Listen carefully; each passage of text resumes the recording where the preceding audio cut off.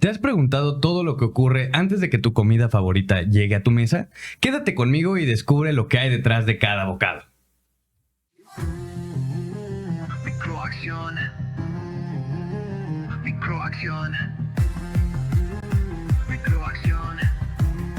El podcast de la revolución. Hola y bienvenidos a un nuevo episodio de Microacción, del micrófono a la acción, el podcast oficial de Ergonomic México. El día de hoy me encuentro muy feliz de estar una vez más con ustedes. Mi nombre es Alan Betanzos y estaré siendo su anfitrión por los siguientes 3 episodios. El día de hoy vamos a hablar de la industria de alimentos en México. El tema de hoy es la industria de alimentos al descubierto.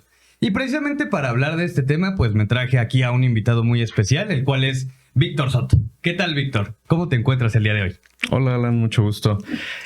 Muy contento de poder estar aquí compartiendo este espacio. Me gusta poder aportar estos conocimientos a gente que a lo mejor todavía no comprende el 100% cómo funciona esta industria, o a lo mejor gente que ya está empapada y tiene curiosidad y que pueda saber un poco más. Para ampliarlo un poco, ¿no? Totalmente. Porque es muy importante mencionar que pues Víctor tiene más de una década ya de experiencia dentro de la industria alimentaria y que actualmente, bueno, tengo entendido que te manejas como gerente en consultorías internacionales.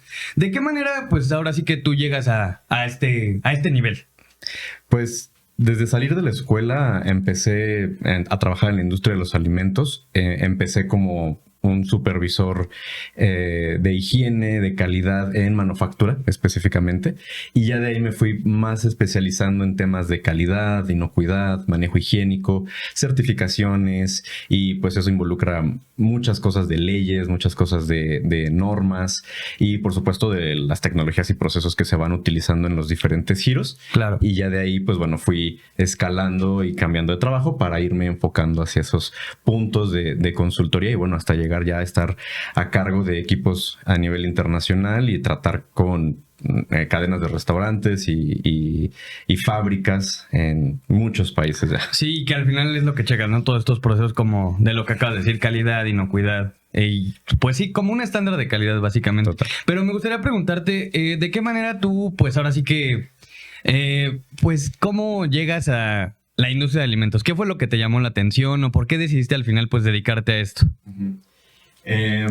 Fíjate que en la historia o en mi historia creo que no hay un momento específico. Sin embargo, recuerdo mucho de niño haber visto una película que se llama Soylent Green. En español creo que le pusieron Cuando el destino nos alcance. Okay. Una película de hace ya muchos años con Charlton Heston. Y bueno, la premisa de esa película es una distopia. El mundo está al borde del colapso. Ya hay mucha hambruna, mucha pobreza, mucha etcétera. Y bueno, si la quieren ver, No, sí, ahí está, nueva recomendación. la recomiendo mucho. No les voy a spoilear el final, pero hay una crisis alimentaria muy importante donde pues ya no da para alimentar a las poblaciones, y algo tan básico como un bistec se vuelve un producto objeto de lujo por completo. Y eso despertó en mí esa curiosidad de decir, bueno, ¿qué estamos haciendo? ¿Qué hemos hecho a lo largo de la historia para lograr llegar a estos niveles en los que estamos, niveles de producción, niveles de consumo, niveles de sostenibilidad o no? Y bueno, ¿qué podemos hacer para mejorar y eficientar esos procesos? Esa fue como que la curiosidad que me despertó, y de ahí empecé como que a orientarme hacia ese tema. Claro, ¿no? Y qué valioso, la verdad. O sea, bueno, desde mi perspectiva creo que igual sí las películas, el cine en general, todo el arte, pues sí, realmente para eso es, ¿no? Para despertar emociones, para a lo mejor generar reflexiones también. Entonces, la verdad, pues creo que es muy valioso que lo compartas con nosotros. Y ahora sí, ya entrando de lleno al tema. Claro. Víctor, cuando hablamos de industria alimentaria aquí en México, ¿a qué nos referimos realmente? El concepto o el término industria alimentaria en lo general se refiere a la transformación. Siempre que hablamos de industria alimentaria nos vamos a referir a eso. Hay bibliografía o prácticas que hablan de 3 niveles, nivel 0, 1 y 2, o nivel 1, 2 y 3, que básicamente es desde agricultura, producción de materias primas, hasta su transformación y empaquetado o distribución. Eso es lo que en general nos referimos a industria de los alimentos. Sin embargo, ya en la actualidad también hay muchísimas otras disciplinas y ramas y giros que intervienen. Lo comentaba yo un poquito en la introducción, ¿no? Esta parte de las leyes, Ajá. ¿no? La parte jurídica, pero también tenemos la parte de marketing, la parte de publicidad, ¿no? O sea, cómo hacemos esta comunicación de estos nuevos productos, de estas nuevas innovaciones, de estas nuevas mejoras, etcétera. Y esto sin meterme mucho en temas de investigación y desarrollo, Claro. laboratorios, que es como que lo que podríamos pensar que es lo obvio.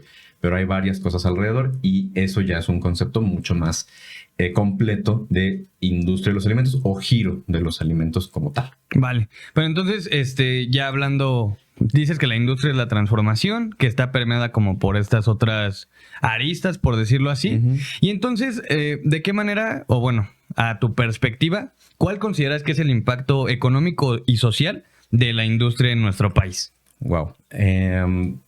A ver, sin profundizar demasiado, porque creo que es bastante tangible esos Aunque si tú efectos. quieres profundizar, estás en Claro. todo tu derecho. No, ¿sabes? Te lo comento porque sin duda mi expertise no es la economía, ¿no? Es Claro, la economía a nivel local o a nivel mundial. Pero, a ver, genera trabajos de entrada.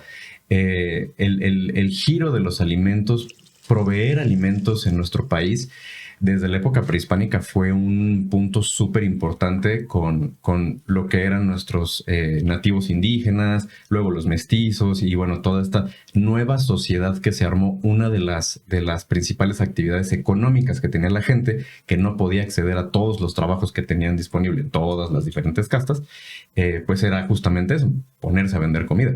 Y desde ahí empezó pues ese impacto económico. Y me preguntabas de impacto social. El giro de los alimentos es un dignísimo representante de una cultura. Entonces, esta industria de los alimentos, esta industria de la transformación, si bien puede ser muy general o podemos hablar de aquí y en China, pero te aseguro que en China no venden totopos para hacer chilaquiles. Ajá, claro. En bolsa, ¿no? Ajá, sí. Entonces, esa identidad cultural que tenemos como país y que aparte la gastronomía mexicana es vastísima y riquísima y que aparte se ve muy enriquecida por esta colonización, pues bueno, la industria de los alimentos sigue manteniendo en vigor y pues de cierta forma haciendo que esté disponible estos productos ya a nivel nacional y prácticamente para cualquier persona, insisto, hablando desde una perspectiva mucho más industrial. Claro.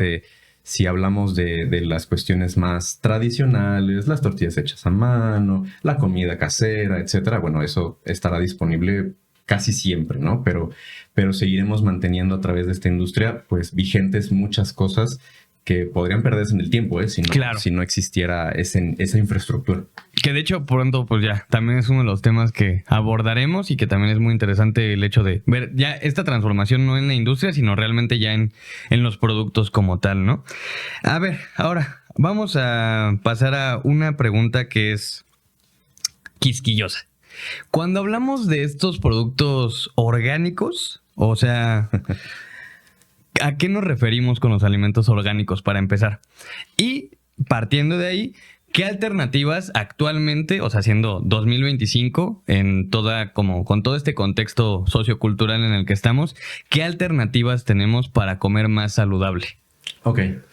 Me gusta mucho tu pregunta porque ese es un pequeño chiste que tenemos en la disciplina de la química de los alimentos. Yo me formé en química de alimentos. Sí. Entonces, de entrada lo que te puedo decir es todo lo que comemos es orgánico, ¿eh? No comemos nada que no sea inorgánico, no comemos piedras, ¿no? Pero bueno, ahí como detalle particular, el agua se considera inorgánica y los minerales que consumimos en los alimentos sí son inorgánicos. Pero de ahí en fuera, todo es orgánico. Entonces, hablando un poquito de esto de que si el marketing y la publicidad, pues bueno, todo va a ser orgánico. Sin embargo, sí podemos hablar tal vez del concepto de natural o menos natural. Ok. ¿No? ¿Qué alternativas tenemos para comer un poco más sano en nuestra vida diaria? A mi perspectiva, a mi completa opinión, sin duda es poder cocinar en casa.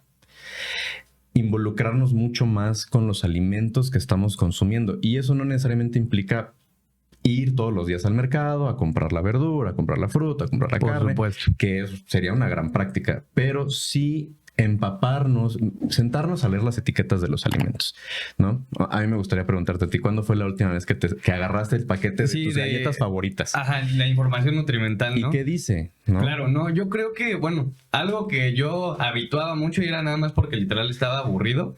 Yo creo que en la secundaria, igual cuando no tenía nada que hacer, pues sí, a ver de qué traigo o qué me compré y ya lo checo, pero pues, o sea, bueno, al menos yo teniendo pues 13, 14 años, pues lo que decía ahí como que pues no le entendía. Veía porcentajes y veía a lo mejor como que decía lo obvio, ¿no? Sodio, azúcar, grasas saturadas. Pero como que hay muchas cosas ahí también en medio que pues la verdad nunca entendí como a qué me refería. Bueno, Totalmente. ¿a qué se refería la etiqueta? Claro. No, y el etiquetado alimentario es otro temota que podemos platicar también. Pero bueno, recayendo en la pregunta que me habías hecho, es eso. A mi perspectiva es eso. O sea, sí pugnar por reducir nuestro consumo de alimentos demasiado industrializados, que tengan exceso de algún nutrimento en particular o de algún componente, y porque con eso es mucho más sencillo regular la sal que comes, ¿no? Claro. Si en casa tenemos gente hipertensa, diabética, que retiene líquidos, etcétera, todo eso lo podemos atajar muchísimo más fácil si estamos cocinando en casa. Ahora bien, yo sé perfectamente que ya nuestra vida moderna es tan acelerada, Sí, justo. es tan agitada que es muy complicado, pero no deja de ser una alternativa eficaz para optar por opciones al menos más naturales. Claro. Sí, básicamente estamos hablando de tiempo, ¿no? De Sí. tener el tiempo, por ejemplo, de involucrarte con lo que compras al final de cuentas, con lo que al final cómo lo estás preparando y pues sí que tengas como la disposición de hacerlo una constante, no una rutina. Pero en dado caso de que no tuviéramos ese tiempo de ni de comprar ni de decir, a ver, tengo, no sé, este fin de semana libre para ir al mercado, para ir al supermercado para comprar, ¿qué puedo hacer? Mira, las recomendaciones generales que ya hemos escuchado son por algo. Y Claro.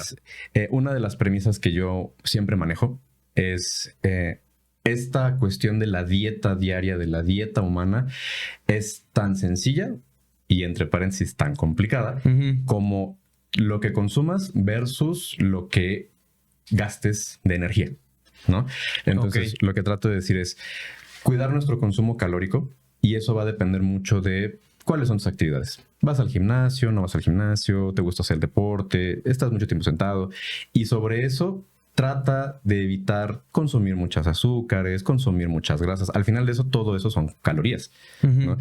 Y si no tenemos un balance de entrada y salida favorable, pues es cuando empezamos a ganar peso, es cuando empezamos a acumular tejido graso o se nos dispara el sodio, etcétera. Entonces, sí, optar por alternativas bajas en esos componentes que son muy comunes, las azúcares, las grasas Sí, y la el sodio. sal. Sí, justo. Ujú. Que es como que llegaremos a eso también, pero pues es como lo que hemos visto en las nuevas etiquetas, las frontales, Total. ¿no? Que es lo que siempre sale. Grasas, azúcar y sodio. Sí, es como Totalmente. lo más recurrente. Ujú. Bueno, y ahorita que ya como que me gustó mucho cómo aclaraste la parte de los orgánicos, ahorita la siguiente pregunta va sobre los transgénicos. ¿Qué son los transgénicos? Ajá. ¿Qué pros tienen? ¿Qué contras tienen? Y si también podríamos considerarlos al final como una alternativa saludable. Claro. Gran tema, Alan. Es una excelente pregunta o este grupo de preguntas que haces. Empecemos por las piedritas. ¿Qué son los transgénicos? Los transgénicos son, en una definición sencilla, organismos a los cuales se modifica su información genética para incorporar o quitar características que sean propias de una especie. Claro. ¿No? Entonces, hablando de los alimentos, tenemos alimentos a los que, por ejemplo, se les añaden genes o características genéticas de bacterias para que produzcan toxinas y se vuelvan resistentes a plagas, ¿no? Ujú. O los modificamos de manera que sean resistentes a cambios climáticos. Resistan sequías, puedan darse en otros medios, ambientes o climas en los que Sí, no normalmente, convencionales, ¿no? exacto, los que normalmente no se darían, o resistentes a pesticidas, porque a veces donde los sembramos crece una hierba Y hay que matarla, y hay- pero no queremos llevarnos todo, ¿no? Total, así tal cual como lo acabas de poner. Bueno, esos son los transgénicos. Ahora, ¿son buenos? La verdad es que no sabemos, o mejor dicho, todavía no tenemos información de si tienen un efecto negativo a la salud. Pues la realidad es que no existe evidencia contundente al día de hoy para decir decirlo con confianza, ¿no? ¿Qué pros tienen? Sí, los pros son tangibles, se pueden observar. Sí, como todo lo que acabas de mencionar, ¿no? Aumento en la producción también es uno de los más importantes. La realidad es que vivimos ya en un momento, en una época donde las demandas de consumo son altísimas, de prácticamente cualquier producto al que vayas al supermercado. Si lo ves ahí, es porque la demanda es real y necesitamos una altísima producción de ese ingrediente o de ese producto. Y por ende necesitamos... Pues sí, muchísimo. Muchísimo. Sembrar, cosechar, ordeñar las vacas, etcétera. Todo eso, pues es una necesidad de oferta y demanda, ¿no? Entonces, bueno, sí existen esos pros. Ahora, los contras, como te decía, la salud todavía no sabemos, pero hay otras posturas que son muy interesantes. Por ejemplo, posturas en contra, ¿no? Suelen desplazar especies endémicas, ¿no? O sea, si tenemos un maíz, ¿no? Maíz mexicano que se da de forma natural o que es una especie mexicana, si traemos especies transgénicas, se va a mezclar con la especie endémica o la va a desplazar por completo porque obviamente tiene... Porque va a ser más. Y tiene más resistencias, etcétera, ¿no? Y eso pues tiene un impacto económico importante. Otra de las cuestiones que a lo mejor a veces pasamos por alto es todos estos productos transgénicos, hablando particularmente de las semillas. Aquí en México pues se da mucho el algodón, se usa mucho el algodón, chile de transgénico y... Bueno, o sea, estos productos son patentados. O sea, tienes que pagar para poder obtener una semilla transgénica. Okay. Y eso, pues, se presta a monopolios. No hay solo ciertos laboratorios que son dueños de esas semillas. Sí, porque al final, pues, tiene que expirar su patente, ¿no? Para que sea como, pues, de dominio público. Claro, y no solamente, deja tú eso, o sea, no solamente es la semilla en sí misma. O sea, te vendo la semilla y aparte te vendo el kit. Te vendo... kit para que la crezcas, ¿no? Entonces es un negocio redondo. Sí. Y ese impacto económico, sobre todo en países agricultores, pues es muy, muy importante, ¿no? O sea, no sé cómo esperamos que compremos ese tipo de ¿no? productos, ¿no? Sin embargo, en el lado positivo de esto, justamente aquí en México se empezó a debatir esta idea de vetar o de prohibir el maíz transgénico en México en particular, porque en México se considera que el maíz es un producto y es una especie de identidad. Sí, entonces pues sería el colmo, ¿no? Que estuviéramos produciendo. Sería como una falta de respeto a la cultura mexicana, claro. Totalmente. Entonces, bueno, de ese lado como negativos, ¿no? Y por ejemplo aquí ya fuera de las preguntas, yo hace pues ya unos años ya tuve igual una exposición en la escuela en la que pues aprendí un poco de estos alimentos transgénicos y es como que realmente ahorita, bueno, es como un boom de una palabra a lo mejor de los últimos 15, 20 años, pero que realmente, o sea, por ejemplo, uno de los ejemplos más sencillos como de abordar era que los plátanos antes estaban como llenos de semillas por dentro y como que la carne del plátano era mínima y que ahorita pues ya vemos así plátanos gigantescos y que no tienen ninguna semilla dentro y que la gente no como que cree que el transgénico es algo así como de laboratorio y está como muy lejos o estaba muy lejos cuando realmente pues desde hace pues ya, bueno, realmente no, en datos específicos no sabría decir hace cuánto, pero ya tiene muchos años que está pasando que tenemos estos alimentos transgénicos en nuestra vida cotidiana, ¿no? Sí, exacto. Y eso también va de la mano de este cruce de especies, ¿no? O sea, donde escogemos las cepas de plátano que van teniendo cada vez más pulpa, o de mango, o de aguacate.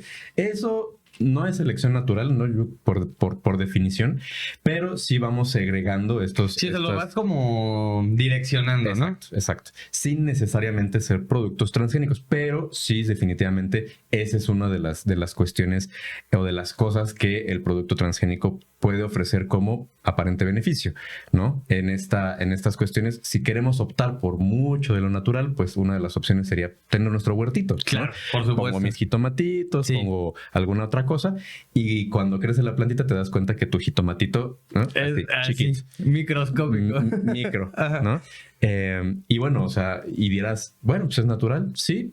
Es tuyo, sí.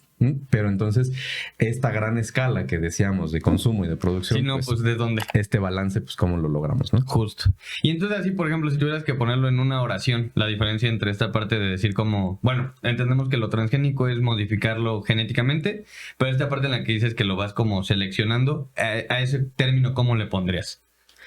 Pues es tal cual, es una selección artificial Ok. de productos de mayor consumo para que nos den estos beneficios. Para tener el abasto. Para tener este abasto del producto al que ya estamos acostumbrados, ¿no? Claro. Que también esa es otra premisa interesante. Queremos lograr un equilibrio a expensas de qué, ¿no? Ujú. O queremos quedarnos con estos productos que ya son cómodos, que ya son familiares, Y que nadie va a tener un pero al respecto. pero a ¿no? expensas de qué, ¿no? También. Justo.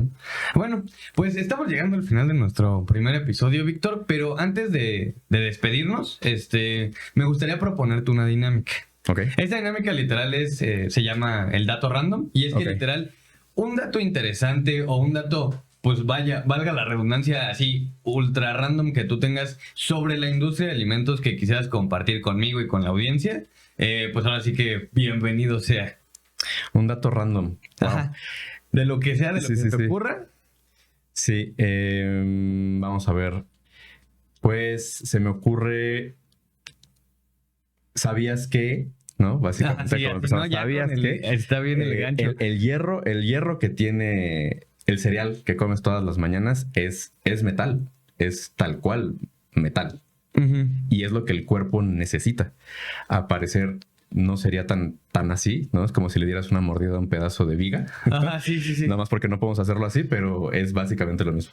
Ok, y entonces, sí es, bueno, está obviamente pues ultra reducido, ¿no? Como no es En las morder una cantidades, amiga. o sea, son miligramos. Ah, sí. Y cómo, pues también es interesante, ¿no? Esa parte de decir cómo nuestro organismo puede procesar, ¿no? Metal, literal, metal. O sea, porque al final es como, sí, minerales y lo tienes como que muy acá el término como inalcanzable, ¿no? Que Sí, sí, le sí. quisieron poner metales porque, pues, no sé, a lo mejor los nombres que daban, Ujú. pero que la gente sepa que, pues, realmente, pues, sí es metal. Exacto. Y es un experimento que podrían hacer en casa también.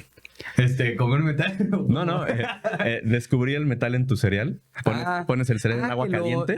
Sí, Lo bates un buen rato. Y que con luego un imán, ¿no? imán. Sí, creo que sí lo había visto, no me acuerdo si en un cereal o era igual en algo así que creo que se hizo popular, fíjate, en esos tiempos de pandemia en los que todo el mundo era así súper paranoico con todo. Y no me acuerdo bien con qué hacían ese mismo experimento de con un imán como raspar algo de comida y salía y decía, no, es que vean lo que nos están dando. Sí, Y eso entonces pues siempre ha pasado. Y es necesario para el cuerpo, aparte. Entonces, Perfecto. Sí, no, increíble el dato, sí, como que creo que no lo tenemos como tan aterrizado. Exacto. Te digo, o sea, como que piensan en metales minerales y están allá, ¿no? Sí. Pero, pues muy buen dato, Víctor, muchísimas gracias. Entonces, ahorita estamos llegando al final de nuestro primer episodio. Pues ahora sí que haciendo una pequeña recapitulación, pues definimos que la industria de alimentos básicamente es toda esta parte transformadora y que pues ahora sí que provee de alimentos a nuestra sociedad mexicana. Tiene que ver con pues muchas otras cosas como pueden ser las leyes, como pueden ser estos campos de investigación y en general pues sí es un giro amplio. Ahora, creo que de lo más valioso del episodio es esta parte de decir que todo lo que comemos es orgánico porque no estamos comiendo piedras, ¿no? Los transgénicos, ahí tenemos como esta parte del debate que, Ujú. pues sí, básicamente escuelas de pensamiento, ¿no? Pero Total. que transgénico es un producto alimenticio que fue genéticamente modificado Exacto. en pro de, no sé, que tenga a lo mejor más carne, como decíamos de los plátanos, que sea resistente a climas, que sea resistente a pesticidas y que no es lo mismo que ir seleccionando artificialmente ciertas, pues sí, variables del mismo producto para tener un abasto de lo que necesitamos como sociedad igual. ¿Habrá algo con lo que tú quieras cerrar, un comentario, algo que quieras aportar antes de despedirnos del episodio? Sí, me gustaría invitar a tu público justamente a eso, a que trate de involucrarse un poquito más en esta cultura de la alimentación, ¿no? Y preguntarse más acerca de qué estamos comiendo diario. Claro. Y con eso empezar a observar sus propias tendencias y que pueden mejorar. Perfecto, ¿no? A lo mejor un primer paso así fácil, empezar a leer estos etiquetados de nutrimentales podría ser, ¿no? Totalmente. Perfecto. Bueno, llegamos al final de este primero de 3 episodios con nuestro invitado de honor, químico en alimentos, Víctor Soto. Les recordamos que ahorita pues ya nos pueden escuchar en Spotify también, seguir a la playlist fijada de Microacción aquí en YouTube, del micrófono a la acción. Estamos yéndonos con todo en esta segunda temporada. Saben que a nosotros pueden contactarnos a través del correo contacto@ergonomic.com, en nuestras redes sociales, Facebook, Instagram, LinkedIn, igual como Ergonomic, en Spotify pues también igual como Microacción Podcast. Y también antes de despedirnos, pues, ¿por qué no? ¿Algún dato de contacto que nos puedas brindar, Víctor? Porque por si llegan dudas o por si a lo mejor alguien llega interesado en, pues, no sé, en cualquier cosa de esta parte de industria de alimentos, ¿cómo podemos contactar contigo? Claro, total. La mejor forma para mí es por correo electrónico, info@alevare.consulting.com. Perfecto. Bueno, pues ahí lo tienen, ya saben cómo contactar a Víctor por cualquier cosa que puedan llegar a necesitar. Pues yo me llamo Alan Betanzos. No, pues ahora sí que no se olviden de sintonizar este y todos los renovados episodios de la segunda temporada. Les repito que este es el primero de 3 episodios con Víctor. Entonces, pues nos vemos en el siguiente episodio con el mismo tema, industria de alimentos. Adiós. Microacción. Microacción. Microacción. El podcast de la revolución. Paso a paso, día tras día, tú con tu esfuerzo la tierra respira. Cada pequeño acto una gran misión, juntos en esto con una sola visión. Escucha, actúa, es el momento, tu voz resuena como el viento. Oh, oh, oh. Microacción, microacción, microacción, Ergonomic, la transformación del micrófono a la acción. Canta fuerte, esta es tu canción. Ideas que vuelan, semillas que van creciendo fuerte, no van a parar. Tú eres el héroe de esta narración. Con pequeñas acciones cambias la situación. Levanta la voz, es tu elección en cada paso. Escucha, actúa, es el momento, tu voz resuena como el viento. Microacción, microacción, microacción, Ergonomic, la transformación del micrófono a la acción. Canta fuerte, esta es tu canción.